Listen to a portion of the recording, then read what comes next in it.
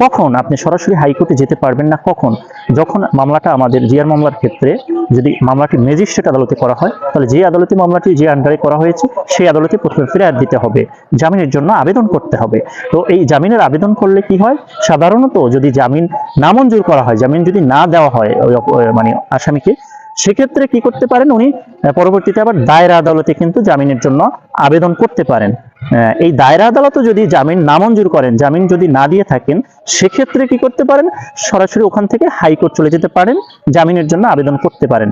তো এটা গেল কিন্তু স্টেপ বাই স্টেপ। আপনি যখনই আপনি অ্যারেস্ট হচ্ছেন, তখন কিন্তু জেল হাজতে যখন আপনি আছেন, তখন কিন্তু আপনি সরাসরি হাইকোর্ট থেকে জামিন নিতে পারছেন না।